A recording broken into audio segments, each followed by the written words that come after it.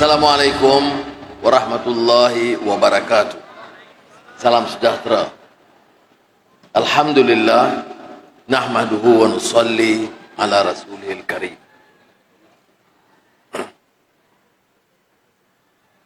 Saya terharu dan tersentuh dengan majlis hari ini, video pengantarnya, pidato Ketua Menteri dan pidato Menteri Pendidikan wanita pertama dalam negara kita,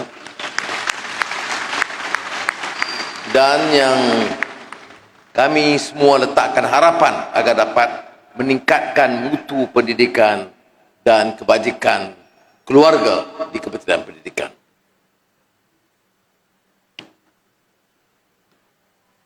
Saya rasa macam kembali bertugas sebagai guru dan juga sebagai Menteri Pendidikan. Tugas yang saya anggap sangat bermakna pada saya dan profesi keguruan yang sangat berarti dalam hidup saya. Jadi sebab itu saya mulakan dengan menyatakan penghargaan kepada saudara Ketua Menteri Yusof, Menteri Pendidikan Fadlin Nasidik, KPP, KSU, Speaker dan Ahli Majlis Syukaran Negeri, dan semua keluarga Kementerian Pendidikan Malaysia dan guru-guru di seluruh negara. Tugasnya besar. Tidak dapat siapa nafikan atau mungkiri. Kita yang berjaya, yang hidup, itu semuanya tidak terlepas daripada menghargai khidmat dan sumbangan pengorbanan guru-guru, termasuk saya. Saya rasa dari sekolah kebangsaan Sungai Bakar ke Johor Tok Kun, ke Stowell Bukit Mentajam, ke Madrasah Ittihadiyah Wataniyah Johor Tok Kun, Kolej Melayu Kuala Kangsar, Universiti Melaya, itu tidak mungkin saya menjadi seorang yang disebut insani tanpa sumbangan dan dedikasi masyarakat luar biasa. Sebab itu sepanjang hidup saya, dalam apa juga jabatan, saya tidak pernah memutuskan hubungan dengan guru-guru. Dan yang menarik, guru-guru pun mengambil sikap yang sama. Sama ada saya menjalankan sekolah yayasan anda yang disebut oleh Fadlina, atau mengetuai ABIM, atau dalam gelanggang UMNO sebagai menteri, atau bila disingkirkan, dihumban ke penjara, dan di sidang-sidang mahkamah, sehinggalah sekarang tidak putus hubungan, dukungan dan semangat yang diberikan oleh guru-guru saya dulu. Tapi bagaimana kita yang ada upaya dan kekuasaan menghargai sumbangan guru-guru? Itu persoalan. Pimpinan silih berganti, negara menyaksikan perubahan demi perubahan. Tetapi ukuran penghargaan kita kepada pendidik kita, seperti juga ibu bapa kita, adalah melakukan sesuatu yang sebaik mungkin. Menghargai dengan memaknai dan melaksanakan program-program dari Kementerian Pendidikan, Melayu Dasar dan Peruntukan. Sebab itu, sudah tahu bahawa dalam belanjawan madani yang pertama, peruntukan terbesar dan peningkatan berbilion tambahan itu adalah untuk Kementerian Pendidikan Malaysia. Dan diikuti oleh Kementerian Kesihatan. Di antara penekanan dalam program kita ialah memastikan sekolah-sekolah diberikan kemudahan asas yang mencukupi. Maka ada program tambahan dari peruntukan biasa, penyelenggaraan biasa atau pembinaan sekolah-sekolah baru adalah memperbaiki dan membangun semula sekolah-sekolah daif di seluruh negara. Dan saya telah memberikan arahan kepada Kementerian Keuangan dan Kementerian Pendidikan untuk menjalankan ini ikut fast track. Saya tidak mau ada sebarang karenah pentadbiran yang mengganggu dan menghalang pelaksanaan segera sekolah-sekolah daif ini. Kita boleh dengan tonton takaran tentang anak miskin atau sekolah daif. Saya pernah menjadi ahli parlimen di Port Dickson. Menteri tahu, malah menteri yang hadir pun tahu, saya sering sebut perkara ini. Bagaimana boleh kita biarkan sekolah-sekolah dalam keadaan negara memacu pertumbuhan membanggakan dalam keadaan di mana hasilnya bertambah, dan kita pernah mencatat kejayaan yang sangat membanggakan. Tetapi di sekolah-sekolah kalau ada 8 tandas 4 rosak, ada sekolah 4 tandas 3 rosak. Jadi kita nak didik anak-anak tanpa kemudahan-kemudahan asas itu. Ini yang mempengaruhi saya. Bukan laporan, bukan kajian oleh pakar-pakar. Melihat dari mata, melihat dari peringkat serendahnya. Sebab itu saya memuji tindakan menteri dan timbalan menteri untuk menjadi pimpinan yang baik, turun ke bawah, menyantuni rakyat dan melihat sendiri kedudukan sekolah-sekolah itu. Maka ini yang mempengaruhi saya. Seperti mana pernah saya alami dulu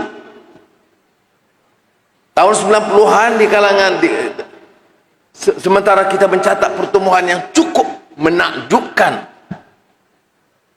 saya melihat rumah-rumah rakyat dalam keadaan yang sangat baik. Maka pada masa itu kita berlanja bilion ringgit membangunkan rumah-rumah rakyat. Sebab itu bagi saya, di antara prinsip dalam belanja madani ialah menoktahkan kemiskinan. Ada yang memperolok-olokkan, mana mungkin negara menoktahkan kemiskinan tegar. Orang ini belum cukup pendidikan, belum cukup pemahaman tentang nilai dan akhlak, belum tahu tentang makna insani. Kerana kalau Allah mengangkat martabat manusia, walaqad karramna bani Adam, karamah manusiawi atau insani itu bermula dari sikap kita yang prihatin, yang ada hati nurani, yang tahu bahawa tanggungjawab kita yang ada kuasa dan keupayaan untuk membantu mereka. Apapun yang dicanang, arahan saya dan sikap jemaah menteri yang ada adalah terus pada tahun 2023 kita akan noktahkan kemiskinan tegar dari Perlis hingga ke Sabah. Adalah mengaibkan saya sebagai Perdana Menteri yang telah melalui liku-liku hidup yang sukar, pasang surut. Saya selalu gurau, lebih banyak surut dari pasang. Dan kemudian bila ada kuasa, beri alasan bahawa tidak mungkin kita selesaikan masalah kemiskinan tegar dalam keadaan yang cepat. Semalam kita ada mesyuarat Majlis Tindakan Ekonomi Negara. Sebelum itu convention kerajaan perpaduan. Masih ada negeri-negeri yang terpaksa berdepan dengan permasalahan asas negara kita. Bila kita sebut bekalan air disandarkan, maknanya bekalan air di sekolah juga, dan bekalan air bagi ibu bapa. Bila kita kata masalah air, mutu air di Kelantan, ia juga melibat sekolah-sekolah, anak-anak kita. Saya sebut anak-anak kita, supaya pimpinan negara sedar bahwa anak-anak kita bukan di rumah kita saja. Anak-anak kita itu anak-anak rakyat Malaysia keseluruhannya. Kalau ada yang menghadapi masalah di Sabah atau di Kelantan, itu masalah kita dan anak-anak kita. Sebab itu saya telah mengambil arahan, walaupun belanjanya mungkin berbilion ringgit, saya akan minta kerajaan negeri bekerjasama dan menyelesaikan masalah dengan pelaksanaan program tahun ini juga. Sama ada kita pinjam atau hutang atau sukuk atau bond, saya tidak peduli, tapi kita mesti tangani masalah air di Sabah dan di Kelantan. Itu sikap. Saudara tanya dari mana saya dapat idea ini semua? Pengalaman didikan daripada guru-guru saya. Guru saya ada yang guru kampung yang taif, ada yang pernah jadi ketua pengarah pendidikan Tan Sri Rahman Asyad, ada yang pernah menjadi pengarah bagian guru dan bagian peperiksaan Datuk Ghazali Hanafiah. Tapi ada juga yang berakhir sebagai guru sekolah rendah di kampung. Tapi semuanya berjasa kerana mereka menanam kepada saya bukan saja ilmu, tapi nilai. Mereka mahu saya berhasil, tapi mereka tanam bahawa dalam membentuk pribadi iaitu syakhsiyah, dia mesti ada nilai dan akhlak. Dan ini yang mempengaruhi saya menjadi melakar falsafah pendidikan dahulunya dan sekarang Malaysia Madani. Sebab itu saya tekankan hal yang sedemikian supaya saudara faham bahawa sekolah ini dan peranan guru itu seperti mana juga peranan junjungan besar Nabi Muhammad SAW. Diutuskan untuk apa? Innama bu'aithtu mu'alliman. Kita boleh pilih menjadi guru itu dengan penuh dedikasi, dengan membentuk nilai sebagai satu cabaran, atau kita menjadikan guru itu sebagai profesion biasa. Orang ambil gaji, ya kerja selesai. Tapi kalau pengalaman saya, generasi saya dulu, guru itu tidak pernah tamat pada akhir persekolahan, waktu persekolahan. Sakit kita, susah kita, kejayaan kita, semua diambil tahu. Kalau istilah sekarang macam dia menyebut, tetapi untuk tujuan yang baik, kerana kasih pada pelajar itu terus. Saya sekarang hampir 76. Jadi saya bayangkan guru saya yang 90, yang masih hidup, masih tidak putus menghubungi saya. Ada orang kata, oh iyalah sebab Anwar Perdana Menteri. Tapi tak benar. Saya di penjara, guru-guru itu masih menghubungi saya dan cuba menulis dan menyeludup surat kepada saya. Demikian kasih guru pada murid-murid. Jadi sebab itu, kalau kita mau lihat peranan guru dan tugas guru ini, muallim itu tugas kenabian, saudara. Dan tugas kenabian itu bukan hanya menyampaikan ilmu, tapi juga memberikan keyakinan, kekuatan kepercayaan, ya, dan membentuk akhlak yang mulia. Itu hal yang pertama. Yang kedua ialah cabaran bidang pendidikan ini. Cabaran pendidikan berbeda dari zaman saya pelajar, zaman saya sebagai guru. Banyak yang tidak tahu bahawa saya lama sebagai guru yayasan akademik, kemudian sekejap di St. Anthony's University Oxford, dan kemudian mengajar di University Georgetown, Washington DC. Bila dah terbuang, tak boleh mengajar di universiti tempatan, saya terpaksa mengajar di Washington DC. Tapi itu pengalaman yang sangat berharga. Tapi apa yang saya pelajari? Selain pada penguasaan bahasa yang baik dan kepentingan untuk kita tekankan soal pengkhususan, tetapi kita tahu bahawa pendidikan itu matlamatnya itu mendidik manusia. Generasi Madani itu menuntut kita melatih anak-anak kita supaya pintar.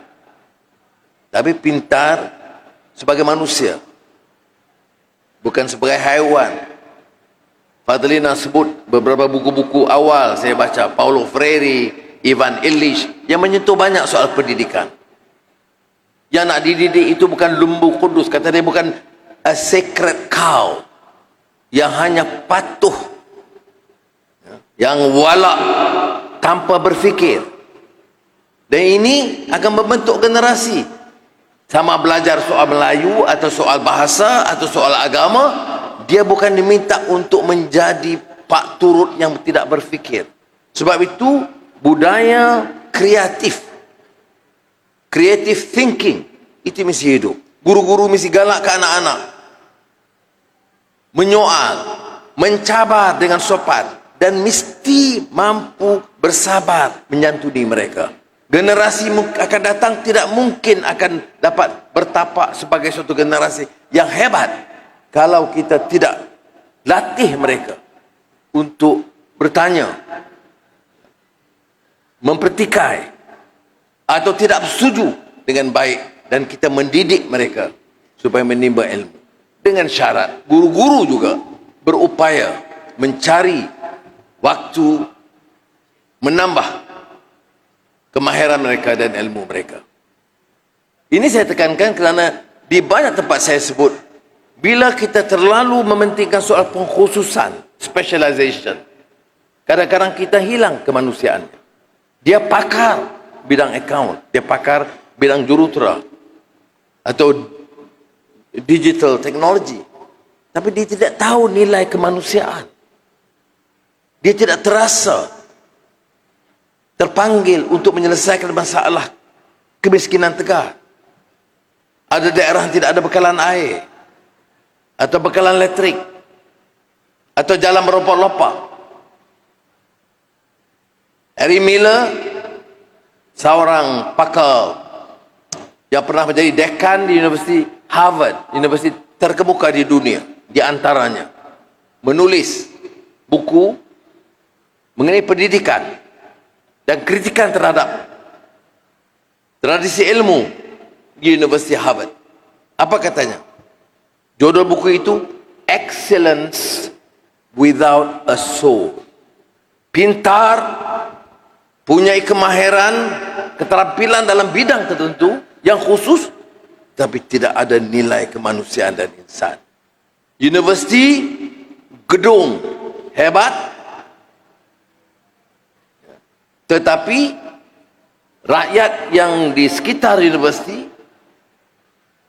kelompok miskin, tidak dipedulikan. Suku kaum kulit hitam yang dihina dan ditindas, tidak mengesankan. Jadi kata dia excellence, yes, but without a soul. Kita di pendidikan madani ini dan insani ini adalah harus meningkatkan tahap kemahiran dan dengan hati nurani sebagai manusia. Kalau tidak, apa yang pernah disebut oleh pemikir Spanyol Ortega y Gasset, apa kata dia? Barbarism of specialization. Dia specialized, tidak peduli tentang hal yang lain, tetapi tidak ada manusiawi. Jadi dia sebut barbarism of specialization. Saya percaya ini belum lagi menjadi permasalahan kita kerana guru-guru ini dididik dalam semua bidang. Kalau anak tu nakal, dia marah. Kalau dia anak tu mencuri, dia tegur. Jadi maknanya bukanlah khusus dalam bidang specialization. Tetapi kita tidak boleh nafikan dengan cabaran dunia teknologi digital, dengan data center yang besar yang dihidupkan, dengan kehadiran Amazon di Malaysia dengan pelaburan yang besar, Geely dalam pelaburan otomotif yang besar, dalam green technology, dalam electric vehicle, maka kesediaan anak-anak dalam bidang itu juga diperlukan. Apa dia kelemahan dan ketimpangan sekarang dalam laporan terakhir, minat anak-anak dalam bidang sains, matematik dan teknologi kian berkurangan. Jadi saya telah minta Menteri Pendidikan adakan pasukan khas KPP, ya, beri perhatian untuk mencari jalan menyuntik semula semangat anak-anak supaya dididik sebagai manusia, tetapi juga memberikan pertimbangan tentang cabaran-cabaran disiplin baru dalam bidang teknologi dan sains, kerana dari kajian awal minat anak-anak terutama di desa, dalaman dan kategori miskin bandar itu minat dalam bidang sains dan teknologi sudah merosot. Ini cabaran buat kita, kerana bagi negara yang menuju kepada bidang, saya kata, teknologi hijau, electric vehicle, soal cabaran iklim, soal digitalization dan data center yang dibidangkan, tetapi tidak cukup anak-anak yang terlatih dalam bidang pengkhususan ini. Saya bincang dengan pengurusi Jili dengan pelaburan besar, dan dia beritahu dia akan ambil anak-anak tempatan, tetapi ada bidang khusus yang nampaknya sangat kurang, dan terpaksa dia latih anak-anak tempatan kerana latihan kita belum mencukupi. Ini bukan saja soal cabaran kepada Kementerian Pendidikan, tapi juga Kementerian Pendidikan Tinggi dan institut-institut latihan kita. Berapa jumlah kita untuk TVET satu tahun belanja? 6.7 bilion, Ketua Menteri.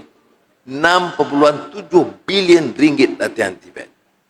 Sebab itu, di antara perkara awal yang saya lakukan dalam kerajaan perpaduan ini ialah meminta syarikat-syarikat besar mengambil alih sebahagian daripada TVET itu. Biar umpamanya Proton ambil alih TVET di Pekan, Petronas ambil alih TVET di Batu Rakit dan Pengerang dan Kimanis. Syarikat-syarikat besar ambil alih, ya, supaya dapat cara langsung melatih. Jadi sebab itu saya katakan asasnya masih di sekolah, kerana untuk dia berjaya dalam bidang TVET, bidang sains, bidang digital, persiapan di sekolah itu penting. Saya tidaklah bermaksud datang pada hari ini untuk memberi bebanan tambahan kepada keluarga Kementerian Pendidikan, tapi kalau tidak kepada guru, kepada siapalah lagi kita nak mengeluh. Ya, hari itu pada Hari Ibu, saya kata yang lagu Piramli, tak bertempat pun mengadu, alam keliling membisu, kalau ada ayah dan ibu, takkan nasibku begitu. Nah sekarang pada Hari Guru, kalau guru tak sambut, tak jadi madani, tak jadi kemajuan yang kita harapkan. Jadi saya datang mewakili pimpinan kerajaan, merayu kepada saudara untuk beri kesempatan baru, lonjakkan semangat. Kita harus angkat negara ini dengan kekuatan bahasanya, sastranya, budayanya, nilai dan akhlaknya dan teknologinya, diangkat sebagai suatu negara hebat di rantau kita. Dan saya yakin insya-Allah kalau guru-guru ini komited betul-betul seperti mana sudah lakukan, tingkatkan sedikit, saya percaya masa depan kita cerah. Kita dah ketinggalan lama kerana simpang siur politik, kerana politik dan kekuasaan itu dijadikan tempat untuk mengaut saja apa yang ada. Yang kita lihat umpamanya, sebut saja jabatan banjir, Sakau, minyak tanah, minyak mentah, Sakau. Jadi sudah tak boleh. Saya nak beritahu saudara dengan seorang guru-guru, saya akan lebih semangat pertahankan negara ini sebagai negara madani, bersihkan daripada rasuah, guna wang itu bantu guru dan bantu anak-anak kita di sekolah. Ya. Kajian terbaru, berapa kehilangan satu tahun selama ini? Sudah trilion Ada orang kata, ini melampau, tak mensabar. Sudah, semalam kita kaji, ketirisan daripada bekalan elektrik pun 10 bilion setahun. Bagi untuk nelayan, sakau sikit. Bagi untuk petani dan rakyat, sakau banyak. Ini dari kajian. Jadi kita kena hentikan. Ada kata, oh, kita tidak perlu rakyat. Guru-guru harus tahu. Jimat belanja ini bermakna tambahan peruntukan kepada guru dan Kementerian Pendidikan. Bukan jimat itu untuk membina mahligai untuk kami. Jadi sebab itu saya tegaskan semula, pentingnya kita didik soal nilai dan akhlak. Bicara soal agama. Tetapi bila orang sakau berbilion, kita diam. Bicara soal hidup Melayu. Tetapi bila kita minta dia serahkan balik harta yang diambil bilion ringgit itu, diam. Sebab itu saya rasa perlu saudara faham keperluan kita membina semula negara berdasarkan nilai. Yang ini diterapkan nampak. Dan saya tertarik dengan moto Hari Guru. Tahniahlah kepada Menteri KPP dan semua yang memilih. Faham keperluan semasa. Ini soal nilai. Ya. Dan saya tidak tokok tabah, saudara. Sebab itu dari dasar umpamanya, kerajaan dulu putuskan, tahun lalu, kata untuk tahun ini, kadar elektrik dinaikkan untuk rakyat. Bila saya ambil alih, gaji guru tak naik. Macam mana nak naik kadar elektrik?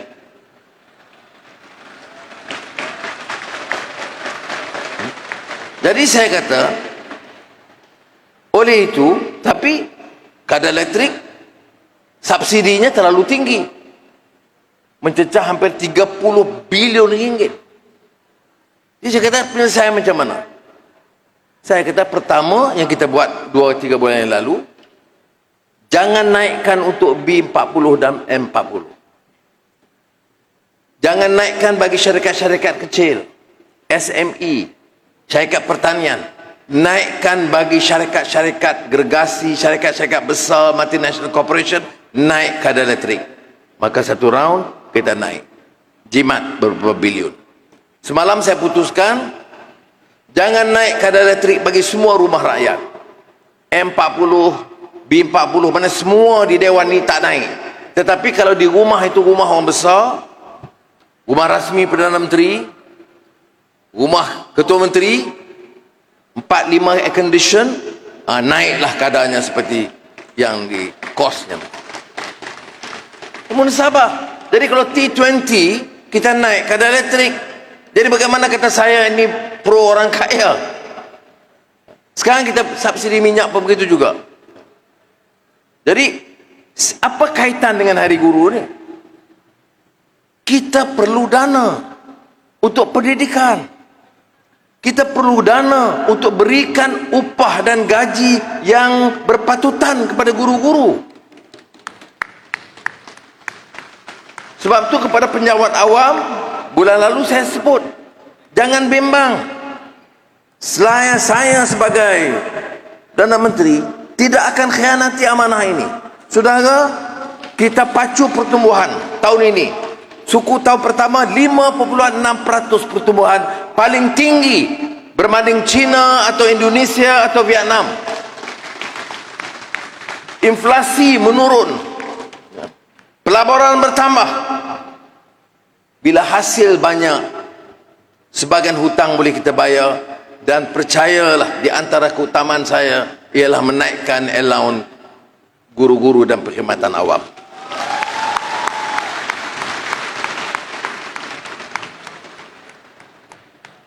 Itu mana hasil yang diperoleh dipulang kepada rakyat. Tapi jangan minta sekarang. Bagi sikit kesempatan. Sekarang kita dah jimat berbilion. Kita jimat hampir 2 bilion ringgit daripada wang tempatan banjir yang boleh bocor. Apa yang saya buat?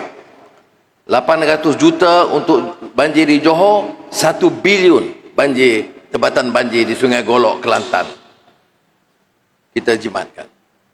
Mana penjimatan itu, ketelusan, tender ada makna.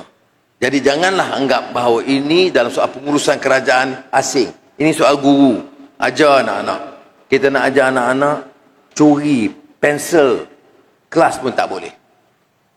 Kena marah. Saya tahu cucu-cucu saya sekolah, kawan ambil pensel dia, guru tegur, tak boleh ambil pensel orang. Boleh jadi pemimpin, ambil komisen 50 juta ringgit. Boleh. Kerana itu sedekah. Ini kita kena betulkan.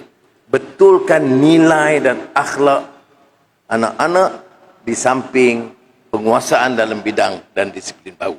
Sekali lagi saya ucap terima kasih dan tahniah kepada rakan-rakan yang di Sabah, yang di Kedah dan Pahang yang dapat anugerah. Dan saya ada teks tapi saya ambil keputusan dengan guru, saya tak mau baca. Saya nak luahkan dari hati nurani saya sendiri. Jadi sekali lagi ucap terima kasih. Kita harapan yang sangat tinggi, saudara. Saya sendiri pilih Fadlina tanpa lobby. Dia pun tidak tahu. Saya pun tak bincang panjang dengan lain-lain rakan. Saya pilih beliau, Timbalan Menteri dan KPP baru ni semua, KSU, dengan harapan yang sangat tinggi. Bawa perubahan dan angkat martabat guru dan pendidikan di negara kita. Assalamualaikum warahmatullahi wabarakatuh.